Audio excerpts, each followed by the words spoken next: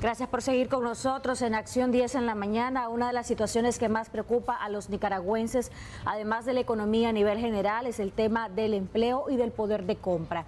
En cuanto al empleo, unos que están desempleados, otros que están tratando de sobrevivir en el sector informal y otros nicaragüenses que están devengando el salario mínimo. Pero el salario mínimo para muchos, dicen, no es proporcional a lo que cuesta la canasta básica, por ejemplo, que ya anda rondando los 17.000 córdobas. Jimmy, vamos a hablar de este tema. ¿Cómo los nicaragüenses pueden mejorar en este sentido si se trata o no de políticas públicas? ¿Qué iniciativas se pueden considerar? Lo que está relacionado a todo esto que es la reforma tributaria, lo que han dicho los empresarios, pero también cómo desde los zapatos de un trabajador se puede sobrevivir con calidad.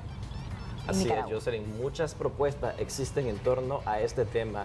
Según las autoridades de gobierno, estaríamos creciendo este año 2022 un 5%, pero ¿qué tan relacionado está nuestra economía con el empleo y el poder de compra mientras la canasta básica continúa en alza cada semana? Para hablar sobre este tema ya nos acompaña vía Zoom Welvin Romero, quien es economista. Muy buenos días, muchas gracias por acompañarnos. Muy buenos días, Jimmy, muy buenos días, Jocelyn. Don Welvin, ¿cómo está relacionado el tema de la economía con el empleo y el poder de compra? Porque lo que se ha dicho con el ajuste que se ha hecho al salario mínimo, que no ha sido muy proporcional para la clase trabajadora, prácticamente dicen los obreros que no logran ni cubrir el 50% de los 53 productos que integran la canasta básica. Se habla ya por parte de algunas organizaciones de defensa de los consumidores que su valor está superando los 17.000 córdobas, mientras el salario promedio mínimo de un nicaragüense es de apenas 7.000 a 7.500 córdobas. Bienvenido, Welvin. Sí, sobre el problema de los salarios mínimos y cobertura de la canasta. Se ha tomado la decisión en Nicaragua de impulsar un tipo de política donde los salarios son bajos. Eso genera un constante roce o tensión con el acceso a los productos que son básicos para que las familias puedan vivir. Se presume, y eso es una cuestión universal, que el salario, que debe haber un salario mínimo que le dé capacidad a los trabajadores para garantizar los bienes básicos que necesita él y su familia. En este momento, después del ajuste del 1 de marzo, en los salarios mínimos, tenemos el salario agropecuario, que es el más bajo en 4.723.96. Eso le da un nivel de cobertura de 28,6 de la canasta básica. ¿Qué estoy diciendo? Estoy diciendo de que para que una familia del campo pueda acceder a la canasta básica necesita que trabajen cerca de 4 personas en el hogar, lo cual no es consistente con el tipo de política universal que se plantea. En la construcción, que es el salario más alto, apenas se logra cubrir el 64% de la canasta básica. Significa que por lo menos deben de trabajar 2 personas en el hogar para que puedan comprar la canasta.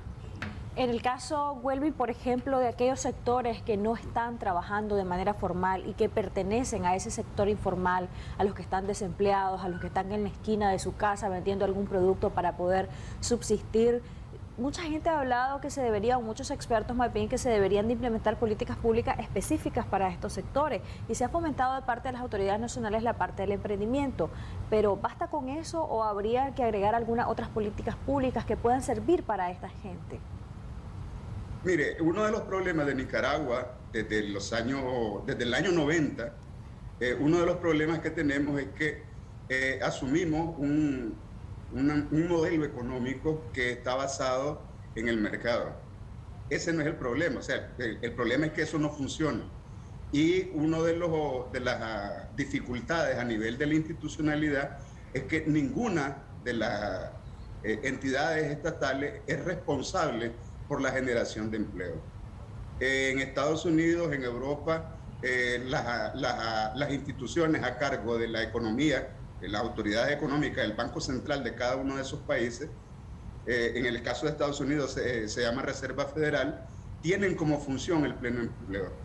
En Nicaragua esa función no lo tiene ninguna de las instituciones, es decir, el Banco Central puede impulsar políticas antiinflacionarias que reducen el empleo y sin preocuparse, porque su función no es, ¿cómo se llama?, generar empleo. Jocelyn, eso es un contrasentido, ¿sí? Welvin, Jocelyn hacía mención del emprendimiento. ¿Es sinónimo esto de trabajo informal? Porque muchas veces los emprendimientos no logran mucho tiempo estar sostenibles. Muchas veces, a veces solo pueden estar en el mercado 6 meses, nunca logran un año, o en ocasiones pueden lograrlo, pero son con ayuda financiera del banco o microfinanciera. ¿Hace falta ese tipo de política de parte de las autoridades de gobierno, más apoyo a este sector para que los empleos que ellos generan sean sostenibles y no sean fugaces? Y en eso de los bancos que decía Jimmy, yo quiero sumar algo a la pregunta, y es que muchos de la gente que está en el sector informal y que son llamados, bien o mal llamados emprendedores, según algunos expertos, porque dicen que una cosa es ser emprendedor y otra cosa es estar trabajando para el sector informal. Entonces, esta gente muchas veces ha venido acá al programa y se quejan por el tema de que no hay financiamiento, a pesar de la ayuda de algunos organismos de financiamiento en nuestro país, pero no se están colocando los créditos debidamente. Entonces, son varios fenómenos los que influyen en esta gente que está buscando cómo subsistir en el sector informal.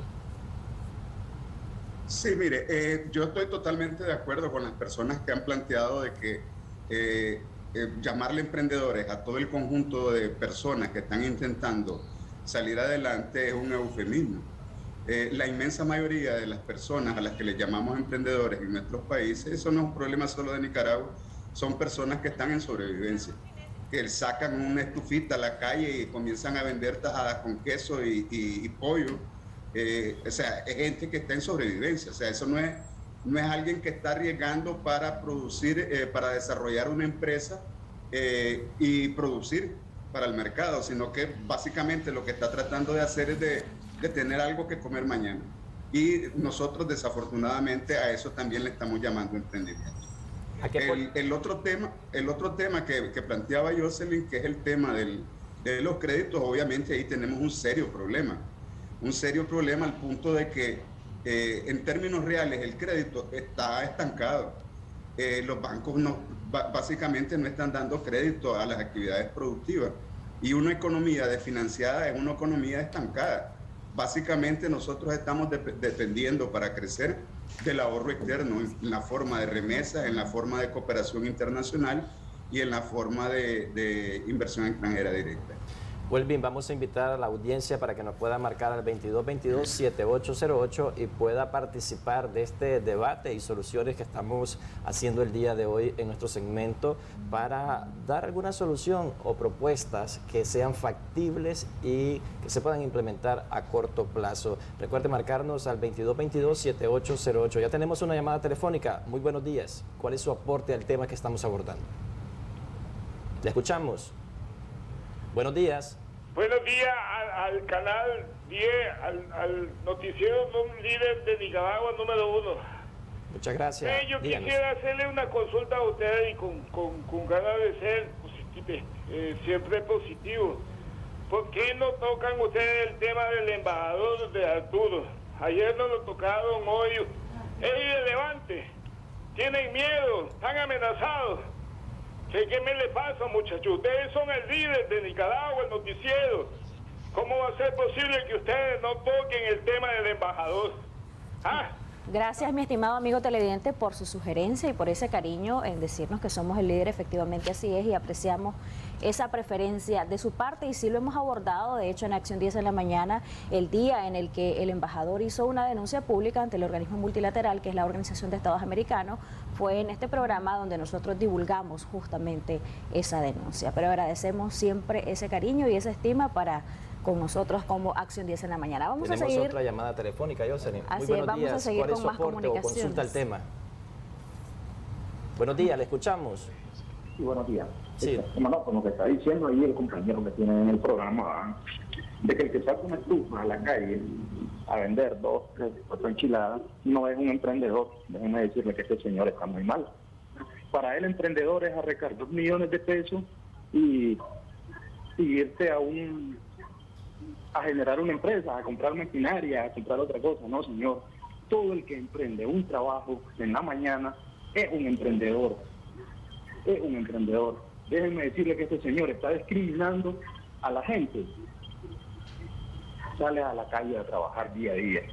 Eso no debería ser así, de ocupar ese tipo de palabras para la gente que trabajamos de esa manera. Buen día, compañero. Muchas gracias a usted por su opinión, pero ya el economista, el experto, le va a explicar que no se trata de una discriminación, sino que se clasifica diferente a un emprendedor, a alguien que está laborando en el sector informal, y toda nuestra admiración y todo nuestro cariño para esa gente, y que día con día están luchando, reinventándose. Mucha gente de esta que quedó sin trabajo a raíz de los acontecimientos en nuestro país, a raíz de la pandemia, y es importante reconocer esa ardua labor, y ojalá y todos los nicaragüenses pudiésemos apoyarles a ellos, y en lugar de ir a comprar a sectores que son transnacionales grandes, y no digo que sea malo, ¿verdad?, pero también apoyar a los emprendedores, que es tan importante, y también apoyar a la gente que está en el sector informal, que es también muy importante.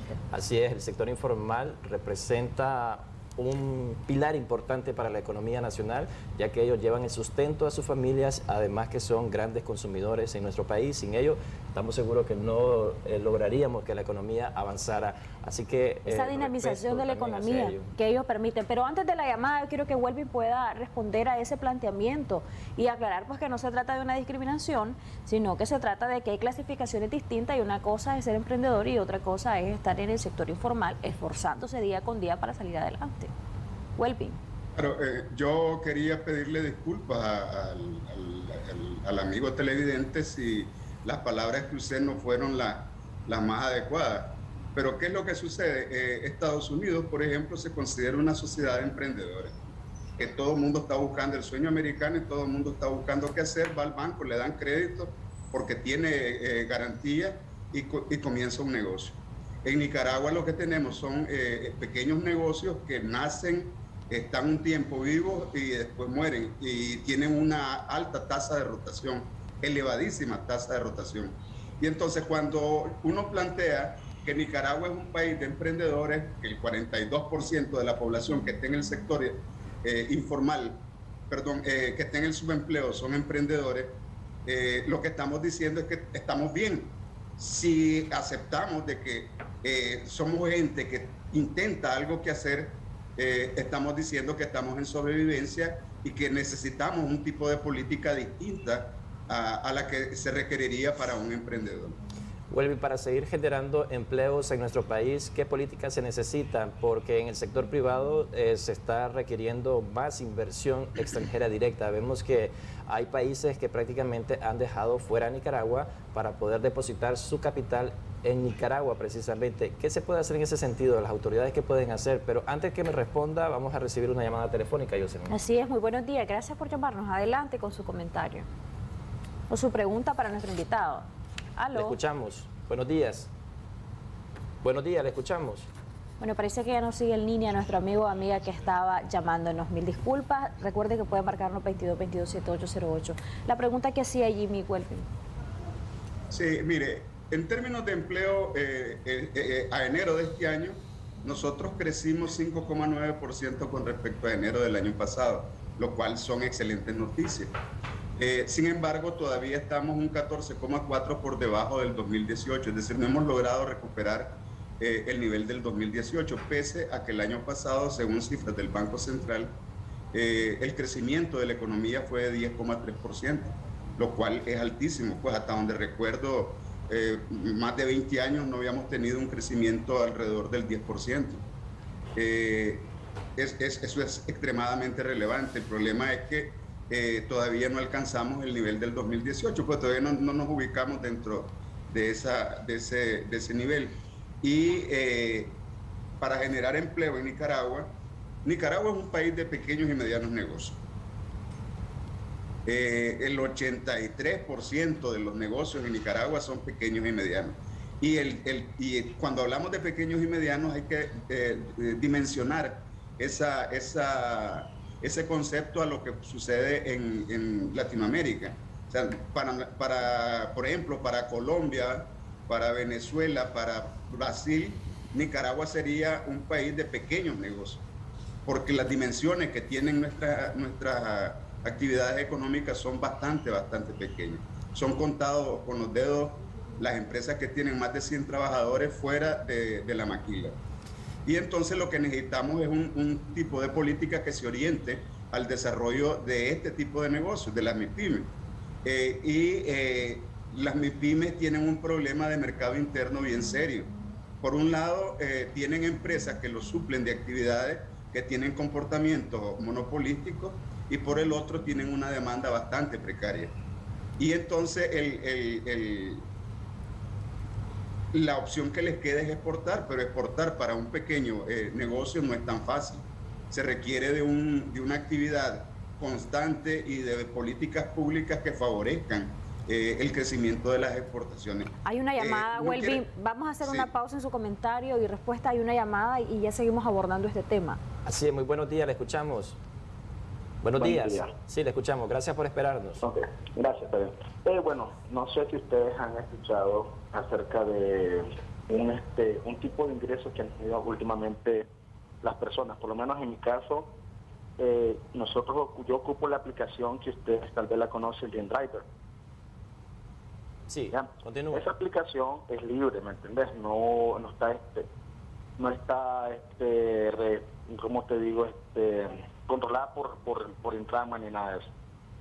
El problema que están haciendo últimamente es de que tanto Tránsito como Intranma están poniendo, haciéndose pasar por pasajeros, y ¿qué es lo que hacen? Ellos te llevan a donde está un agente de tránsito, y el agente de tránsito te lleva directamente el carro al depósito.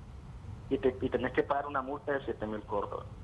Pienso yo que ya tanto que nosotros tenemos problemas para lograr obtener ingresos a nuestra familia, esa aplicación es algo muy seguro tanto para el usuario como para el conductor, ¿me entendés? Pero hay un problema en eso, no te dejan trabajar.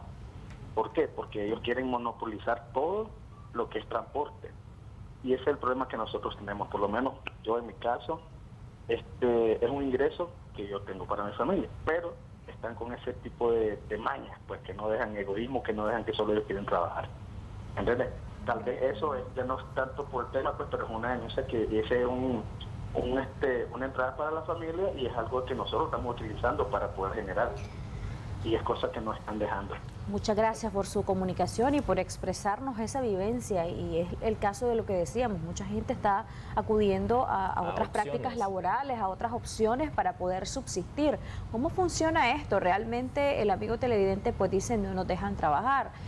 ¿Tiene que ver con un marco regulatorio más amplio ahora que está esto de las aplicaciones? ¿Podría retomarlo esto el Instituto Regulador del Transporte de Managua, Intranma? ¿Me pregunta? Sí. Sí, obviamente ahí lo que hay es un problema de que el marco regulatorio exige de que toda la gente que va a prestar servicios de transporte tiene que tener una concesión, es decir, un permiso del MTI, y por consiguiente estas aplicaciones, si el que está prestando el servicio no está concesionado por el MTI, va a tener multa. Eso es universal. O sea, lo que tienen que hacer los señores que están prestando el servicio es hacer la gestión en el MTI.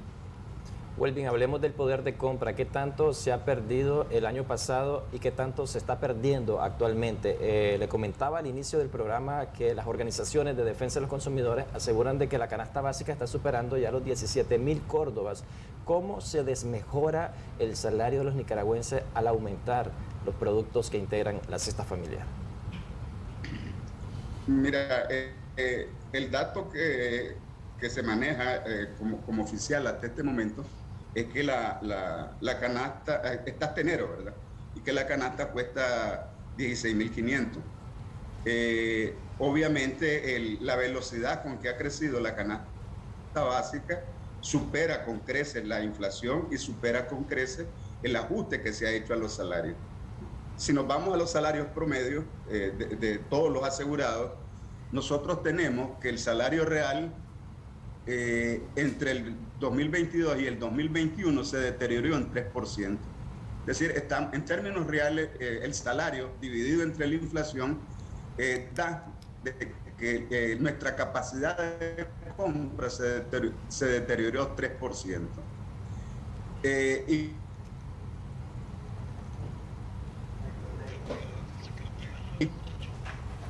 Sí, vamos a invitar a nuestra audiencia una vez más a que pueda marcarnos al 2222-7808. En este momento estábamos hablando con Welvin del poder de compra y del deterioro. ¿Cómo usted siente que realmente si su salario le da para subsistir o si, como decía Welvin al inicio, en un hogar, una familia nicaragüense que suele ser bastante numerosa, de 4, 5, 6 personas, tienen que trabajar 2, 3 o 4 personas para poder subsistir por el costo de la canasta básica y tantas cosas pues, que pueden afectar a la economía de los nicaragüenses? Y actualmente Nicaragua no solo está enfrentando una situación difícil económicamente, se están viendo afectados otros países, tanto de Latinoamérica como de Centroamérica o a nivel mundial, por la situación de invasión que realizó Rusia a Ucrania, que ha elevado los precios de algunos productos, principalmente el de los combustibles, por el alza del precio del crudo. Y esto está incidiendo en una inflación de bienes y servicios. Vamos a seguir hablando sobre este tema, pero vamos a atender una llamada telefónica. Muy buenos días. ¿Cuál es su consulta o su aporte al tema que estamos abordando?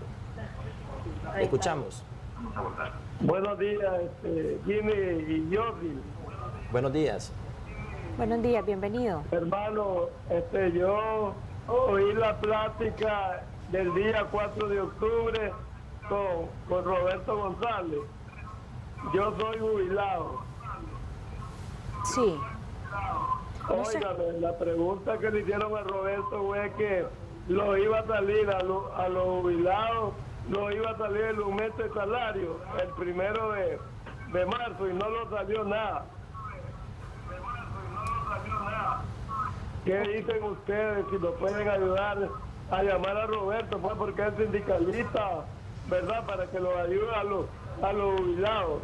Ok, muchas gracias por su llamada y por exponer este caso también que afecta la situación económica de los jubilados, porque ¿cómo se podría mejorar el poder de compra de los jubilados? Porque a veces reciben un mínimo del salario que ellos lograron tener a lo largo de sus años trabajados. ¿Qué se puede hacer en este sentido, Welvin? Porque en el caso de la clase obrera, ellos demandan un aumento del salario mínimo por la situación actual. ¿Qué se puede hacer en el caso de los jubilados? Y sobre todo cuando algunos pensionados no son pensionados de una pensión completa, sino una pensión reducida. Le escuchamos, Welvin. Yo soy del gremio. Yo me acabo de jubilar y efectivamente los niveles de monetarios que nos dan a los jubilados son bastante exiguos.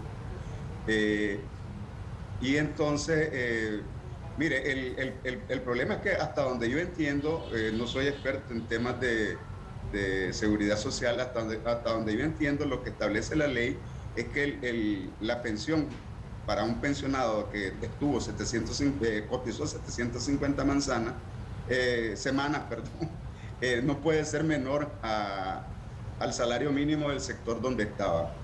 Entonces, si el salario mínimo si él estaba percibiendo el salario mínimo del sector donde trabajó y el salario mínimo de ese sector aumentó, él debería de recibir una compensación, porque la ley establece de que no se pueden pagar pensiones plenas menores del salario mínimo. Mire, obviamente la seguridad social es todo un tema. Los problemas que tenemos en términos financieros en la seguridad social son bastante fuertes. Y los hemos ido postergando pero bueno, en algún momento se va a tener que abordar el asunto y tratar de darle una solución. Y eso tiene que ver también con el hecho de que los salarios en Nicaragua son bastante bajos. O sea, si yo gano poco y lo que tengo que cotizar al IN es un porcentaje de mi ingreso, obviamente que el ingreso del IN va a ser bastante bajo. Mire, yo le quería referir de que, por ejemplo, el salario promedio de todos los asegurados, donde está el personal de dirección, están los gerentes, están los ingenieros, los másteres y los doctores, ahí están reflejados esos salarios, es apenas de 12.635. Es decir, estamos hablando de que alguien que gana el salario mínimo en la construcción está en 10.500 Córdoba, y el salario mínimo del país, el salario promedio del país es de 12.000, 605. Y me van a disculpar que me quité los anteojos y ya no miro. 12.635. Eso quiere decir que hay profesionales que probablemente estén ganando menos que el salario mínimo de la construcción, lo cual no tiene ninguna lógica en términos de funcionamiento de la economía. Además, el otro elemento que hay que plantear en este caso es que el salario promedio de todos los asegurados no cubre el costo de la canasta de 53 productos, porque como decíamos, a enero, que es la misma fecha del promedio que les estoy hablando, la canasta básica costaba 16.520 y algo, y el ingreso promedio es de 12.635. Welvin, vamos a atender una llamada telefónica. Muy buenos días. ¿Cuál es su aporte al tema? Le escuchamos. Sí, buenos días. Un placer escucharles. Igualmente. Bienvenido. ¿Cuál es su pregunta para el Guaslala? Fíjense, está muy interesante el tema.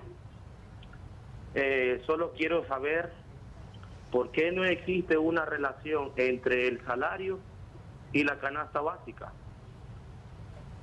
Muchas gracias por su pregunta y saludos. Gracias por sintonizarnos desde Guaslala. Un saludo para toda nuestra audiencia por allá en Guaslala. Una pregunta muy válida, porque usted, Welvin, había mencionado en ocasiones anteriores que el salario mínimo prácticamente se está alineando a lo que es la pobreza. Sí, mire, el salario del sector agropecuario está cerquita de la línea de pobreza extrema. Y hay 2 o 3 salarios que quedan por debajo de la línea de pobreza general. Eso es un contrasentido, o sea, el argumento en contra de esto del sector privado es de que nadie gana el salario mínimo, pero a la hora de decir súbanle, la resistencia es enorme. Si nadie gana el salario mínimo, entonces ¿por qué hay resistencia que se suba? La verdad es que lo que yo he encontrado en diversos trabajos que he realizado es que, por ejemplo, en la maquila, la mayor parte de los trabajadores, la inmensa mayoría, gana el salario mínimo como base y obtienen un poco más de ingresos porque ganan incentivos. En el sector agropecuario me he encontrado lo mismo. La gente está ganando el mínimo y en algunos lugares gana un poco más, pero es porque no le dan la comida y se la dan en monetario. Lo que estoy diciendo es que nos queremos engañar nosotros mismos de que nadie gana el salario mínimo y en realidad sí, y estamos pagando salarios que están por debajo de la línea de pobreza y de la línea de pobreza extrema. Tenemos otra comunicación. Eso tiene serias implicaciones, no solamente en la posibilidad de la familia de acceder a bienes básicos, sino que tiene serias implicaciones en la demanda agregada y por consiguiente en el crecimiento del Producto Interno Bruto. Vamos a atender una llamada telefónica. Muy buenos días. Le escuchamos. Hola, buenos días. Sí, buenos días, le escuchamos. Bienvenido. Sí, bueno, buenos días a los 3 jovencitos que están ahí dirigiendo el programa. Le habla Enor Morales. Mucho gusto. ¿Cuál es su comentario? Sí, una preguntita para el maestro Welvin ahí. Le habla Enor Morales, soy economista. Y quisiera le escuchamos. Si él tiene las posibilidades, ¿verdad? Si ha hecho algún económico a nivel centroamericano, como dos cositas nada más. Definir conceptualmente desde el punto de vista económico qué es emprendedurismo, para que quede bien claro qué significa en términos económicos la palabra emprendedor o emprender. Y segundo, que si tiene datos de Costa Rica, ¿cómo está en Costa Rica los emprendedores? ¿Cómo está la microempresa en relación? Que haga un análisis comparativo entre la situación.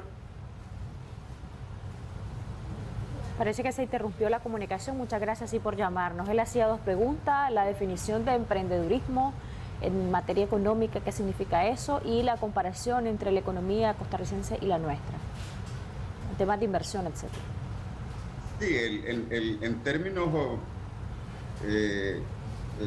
a ver cómo se llama, del diccionario, emprendedor es el que emprende algo, ¿no? Pero en términos económicos, emprendedor tradicionalmente, se ha estilado decirle a personas que inician un negocio, lo sostienen, lo desarrollan y llegan a constituirse en empresas. Por ejemplo, el caso de Bill Gates, que comenzó en un garaje, el caso de Steve Jobs, que comenzaron en garajes y llegaron a ser los más ricos del mundo. No necesariamente todos los emprendedores tienen que terminar así, ¿verdad? Pero sí es una de las lógicas de que no sean actividades que básicamente estén orientadas a tratar de sobrevivir para el día de mañana, sino de que son actividades que obviamente van a tener posibilidades de desarrollarse.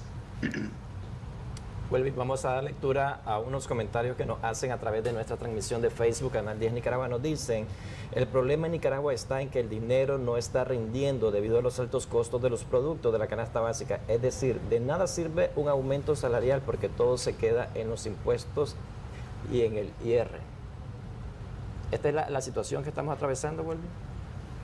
Sí, mire, ahí tiene que ver mucho el ideario, ¿no? de las personas. Si una persona se siente que es pobre y le dicen que tiene que pagar impuestos sobre la renta, obviamente le va a dar risa y después le van a dar ganas de llorar. Porque no es lógico de que alguien que está por debajo de la línea de pobreza pague impuestos sobre la renta. Sobre todo cuando nos damos cuenta que hay grandes empresarios que no pagan impuestos, que logran evadir o que logran utilizar escudos fiscales para que sus empresas no paguen impuestos.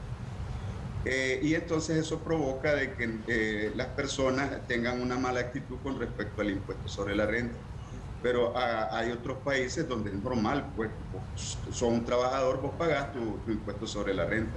El tema no es el pago del impuesto sobre la renta al trabajo, sino que el tema es que si sos pobre no deberías de pagar impuestos sobre la renta. Eso se llama capacidad contributiva. Si usted no tiene capacidad contributiva, no debería de estar pagando, porque es un contrasentido cobrarle para después regresárselo en programas sociales. Mire, nuestro problema no es que no nos aumenten los sueldos. Los precios van a seguir subiendo independientemente de que suban o no suban los sueldos. El problema es que eso son dos caras de la misma moneda. Si el costo de la vida sube, lo normal es que suban los salarios, porque si no, no van a haber compradores y la economía no va a poder funcionar. De ahí la necesidad de que cuando el costo de la vida sube, se aumenten los salarios. Aquí se ha usado mucho el argumento de que si aumentas los salarios, aumentas los costos y por consiguiente generas inflación y creas un círculo. Pero ese es un argumento que solo en Nicaragua se escucha. No hay nadie en el mundo que defienda un argumento de ese tipo, porque todos sabemos que se sobredimensiona el efecto de los salarios en los costos de producción. Yo estuve viendo una publicación del MIFIC del 2009, donde salen los costos de la avicultura. 4,5 es la proporción que le corresponde al empleo. Hice un ejercicio de aumentando 50% el salario a todos los empleados, y lo que me da es que la docena de huevos debería de aumentar 80 centavos. Es decir, en ese momento estaba a 40 y debería de pasar a 40,8. Pero aquí lo ocupamos como un argumento para no subir los salarios, porque los empresarios consideran de que les sale mejor no aumentar salario que vender más. Welby, ya estamos a punto de finalizar, pero sí quisiera sus conclusiones en el sentido de la economía a nivel general y de cómo se puede explicar, porque en nuestro país, según un reporte de las autoridades, hay crecimiento económico, pero a la par del crecimiento económico, ¿cómo contrastar la parte del crecimiento económico con la migración de los nicaragüenses, que lamentablemente muchos de ellos pierden la vida en el intento por llegar, por ejemplo, a los Estados Unidos? ¿Cómo se puede contrastar entonces esta parte del mejoramiento y el crecimiento económico cuando vemos a nicaragüenses que buscan oportunidades fuera del país, y cuando hay nicaragüenses que dicen que su poder de compra no es el mismo, pues que no es equivalente como la llamada que recibíamos, porque no es proporcional el salario mínimo al costo de la canasta básica? ¿Cómo explicar esto? ¿O no siempre el crecimiento económico se traduce en empleo? ¿No siempre el crecimiento económico se traduce en que la gente va a estar dentro de su país y va a poder subsistir con dignidad? Sí, mire, Jocelyn, su pregunta es muy interesante. En el caso de Nicaragua, nosotros, según datos oficiales, crecimos 10,3, yo creo que por ahí anduvimos. Y lo que tenemos es un aumento constante del empleo. Es decir, estamos, a enero de este año crecimos 6% en empleo en el último año. Lo otro es una decisión. Nicaragua decidió desde los años 80 que se iba a trabajar con salarios bajos. Y eso en una economía de mercado está provocando que frenemos el crecimiento. Es decir, tenemos posibilidades de crecer, estamos creciendo, pero podríamos crecer más si los salarios fueran adecuados. Ningún país de Centroamérica tiene los niveles salariales que nosotros tenemos. Con quien hemos competido normalmente en desarrollo económico ha sido con Honduras. En Honduras, un trabajador del sector agropecuario gana $300, en Nicaragua 132. Un trabajador de la industria de manufactura gana 394, en Nicaragua 178. Entonces, lo que estoy diciendo es que al establecerse la definición del salario a través de la Comisión de Salario Mínimo, lo que establecimos fue un proceso de negociación donde los trabajadores estamos llevando la peor parte. Y eso habría que modificarlo. Muchas gracias, Welvin, por esa última reflexión y aseveración, que eso habría que modificarlo y considerarlo. Interesante que hablemos de economía en nuestro país. Ojalá pues las cosas siempre vayan mejor. Gracias nuevamente por su compañía y su análisis esta mañana. Yosen, ahora es momento de presentarles la tendencia que tuvimos el día de ayer jueves en nuestra transmisión de Facebook, Canal 10 Nicaragua. Nos acompañó la doctora María Matthews, especialista en temas de migración y perdones de Estados Unidos. El tema que se estuvo abordando fue mecanismos legales para repatriar el cuerpo de un nicaragüense. La entrevista obtuvo un total de 77,702